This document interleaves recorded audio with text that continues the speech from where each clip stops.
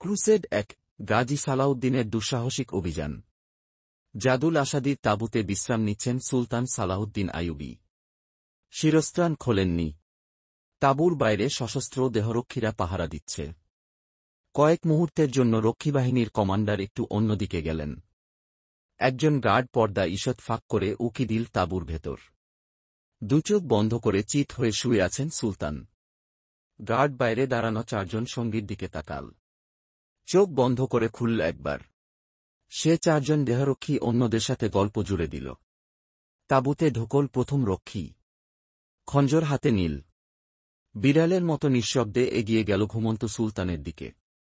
খঞ্জর বাগিয়ে ধরে হাত উপরে তুলল।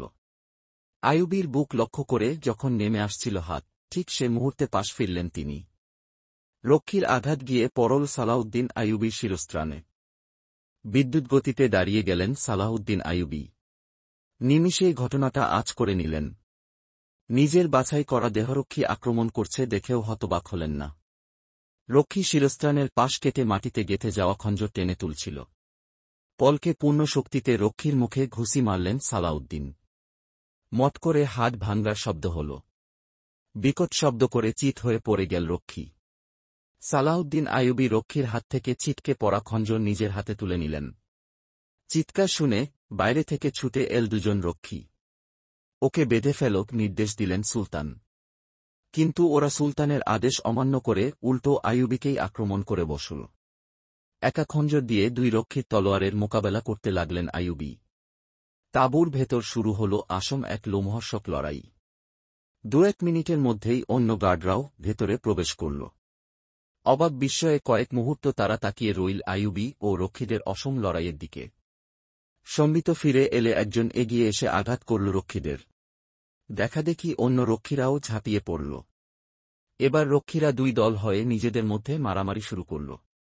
আপন পর পার্থক্য করতে না পেরে নিশ্চুপ দাঁড়িয়ে রইলেন সালাহউদ্দিন আইয়ুবী। সংঘর্ষ থেমে গেল। দুজন নিহত হল এই সংঘর্ষে। আহত হল কয়েকজন, পালিয়ে গেল একজন। তদন্ত শেষে দেখা গেল দেহরক্ষীদের ৭ জন ছিল ঘাতক দলের সদস্য। গুমাস্তিগিন নামে খলিফা সালেহের এক কেল্লাধিপতি আইয়ুবীকে হত্যার জন্য এদের নিযোগ করেছিল। সালাহউদ্দিন আইয়ুবীকে হত্যা করার এ ধরনের কয়েকটি প্রচেষ্টা পরপর ব্যর্থ হল। এ হত্যা পরিকল্পনার হোতা ছিল সাইফুদ্দিন। সাইফুদ্দিন ছিল সালাহউদ্দিনের চাচাতো ভাই খলিফা আস সালেহের একজন আমির। যে সময়ের কথা বলছি, তখন মুসলিম বিশ্বের প্রধান হলেও কার্যত ইসলামী দুনিয়া ছিল তার নিয়ন্ত্রণ বহির্ভূত। বিভিন্ন প্রদেশের গভর্নরগণ সুলতান উপাধি ধারণ করে বলতে গেলে স্বাধীনভাবে শাসনকার্য পরিচালনা করত। এ ঘণ্টার পর একদিন ভোরে সাইফুদ্দিনকে লক্ষ্য করে একটি চিঠি পাঠালেন সালাহউদ্দিন আইয়ুবী। তাতে তিনি লিখলেন, খাঁচায় বন্দি পাখির মাঝে তুমি চিত্তপ্রসাদ খোঁজ, নারী আর মদের মাঝে খোঁজ জীবনের মানে, কিন্তু জান না সৈনিকের জীবন মানেই এক বিপজ্জনক খেলা। চিঠিটি লিখেছিলেন তিনি ১১৭৫ সালের এপ্রিল মাসে। খলিফা সালেহ এবং সাইফুদ্দিন খ্রিস্টানদের সহযোগিতায় আইজুরির সাথে যুদ্ধে লিপ্ত হল। পরাজিত হয়ে যুদ্ধের ময়দান থেকে পালিয়ে গেল সাইফুদ্দিন। তার তাঁবুতে পাওয়া গেল অগণিত সম্পদ। পাওয়া গেল খাঁচায় বন্দী রংবেরঙের পাখি, এক ঝাঁক সুন্দরী তরুণী, নর্তকী, গায়িকা, বিভিন্ন প্রকার বাদ্যযন্ত্র আর পিপা ভর্তি মদ। সালাহউদ্দিন খাঁচায় দুয়ার খুলে দিলেন, পাখিরা উড়ে গেল উন্মুক্ত আকাশে। নর্তকী, গায়িকা আর তরুণীদের মুক্ত করে দিলেন। চিঠি লিখলেন আমির সাইফুদ্দিনের কাছে, তোমরা বেইমানি করে খ্রিস্টানদের সহযোগিতায় আমাকে নিশ্চিহ্ন করে দিতে চাইছ। একবারও কি ভেবেছ তোমাদের এ ষড়যন্ত্র ইসলামী বিশ্বের মানচিত্র মুছে দিতে পারে? যদি আমাকে ঈর্ষা কর, যদি আমিই তোমাদের শত্রু হয়ে থাকি, মেরে ফেল আমায়। দুবার সে চেষ্টাও করেছ, সফল হওনি, আবার না হয় চেষ্টা করে দেখ। এবার সফল হলে হতেও পার।